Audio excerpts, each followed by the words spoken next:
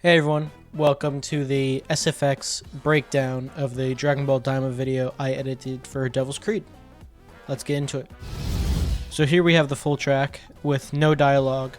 I will explain that reason further in a minute, but for this whole thing, I have the original video side by side. I'm not going to show like the whole thing, but little snippets just to explain my further points. This is my version. With all the SFX stuff I did, especially with the music tracks down here. So the first thing I want to highlight is that something in the original sub, since the dub for this episode isn't going to come out until May, the dub we did has more sound effects in general than I think the sub has, but especially in these part, everything down here, when it explodes right here, that's not like that in the original sub. For some reason, they had like just very empty space there.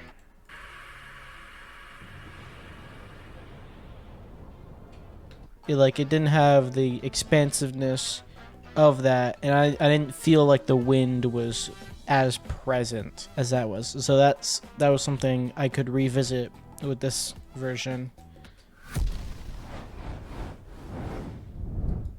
Just big wind sounds, very heavy impact on that shine that you see in the middle. That's what I did for that. You might also see that the music guy that we got, I know him personally by a different name, but y'all know him by whatever we credit him as, I don't know. But he cooked up some crazy music for this, not episode, but for this dub we did.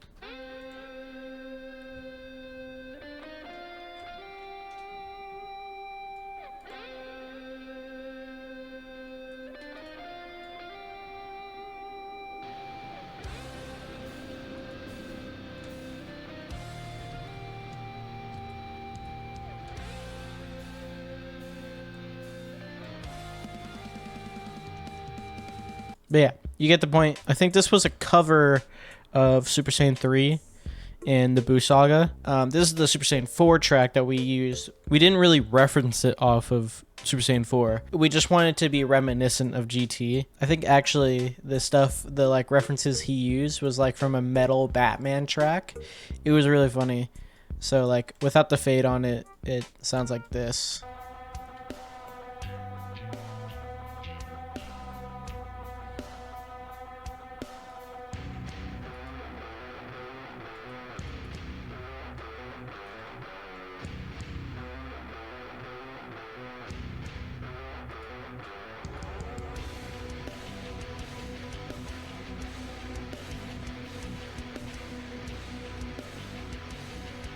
If anyone in the comments can guess what that track is from, then I'd be surprised, because I didn't know what Metal Batman was until he showed me.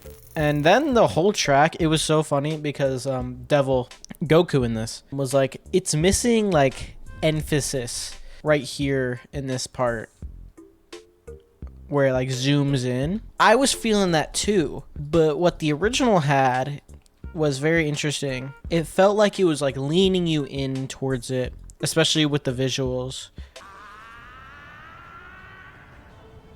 Like there was just something there that was leaning you in.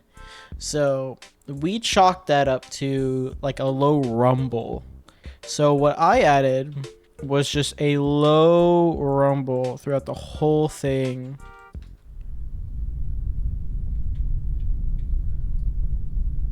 That might not be pleasant on some of y'all's ears, but in the actual like video, it's not noticeable.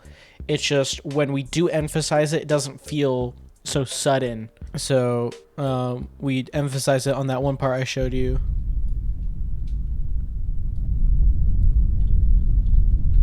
Right there.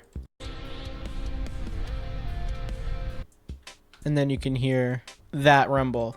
Another thing that was super tricky was the Super Saiyan auras. Just the composition of them, because I had to extend them so much. It was a combination of just leveling as well as copy pasting it. Like you can see here, this green stuff is the same.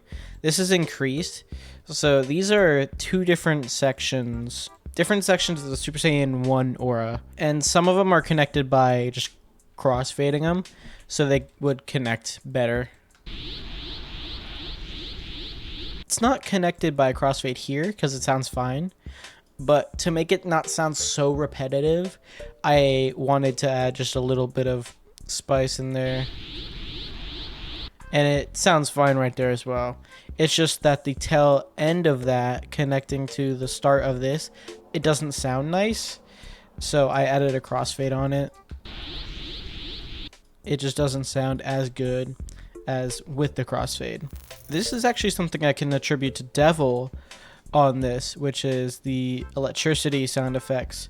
I was having trouble with like a bunch of electricity stuff and seeing like how that would play in.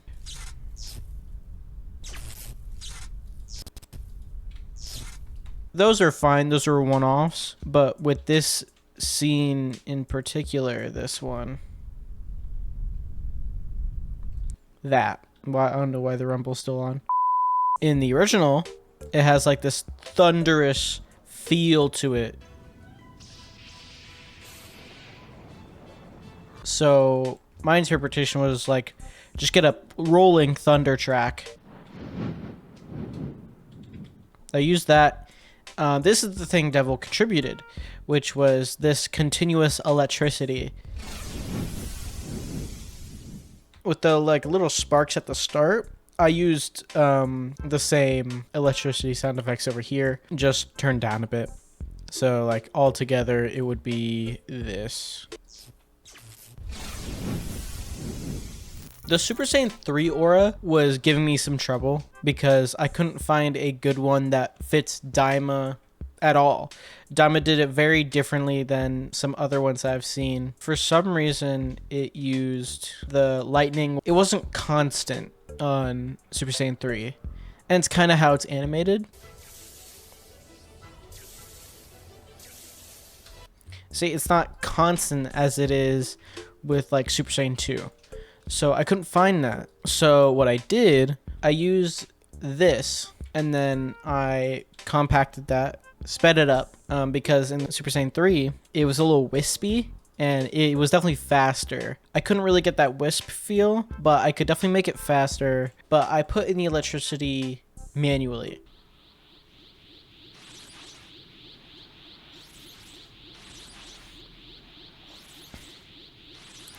And I just selectively like changed the pitch on some of those and then lowered the volume on them as well. Or raised them. I think I raised them because I lowered the pitch and so they were a little too quiet, so I just raised them up a bit. So that's the Super Saiyan 3 aura. Last thing I did, which wasn't in the original actually, was add wind on the last bit, which I think Daima lacked in some of audio cases. Like the thunder that I added was a lot more heavy. Daima's thunder was a lot more like high end, and I didn't like that. I thought it should like have more bass to it, more girth. I added some wind. Daima didn't really have wind. I added some. I thought it would be nice.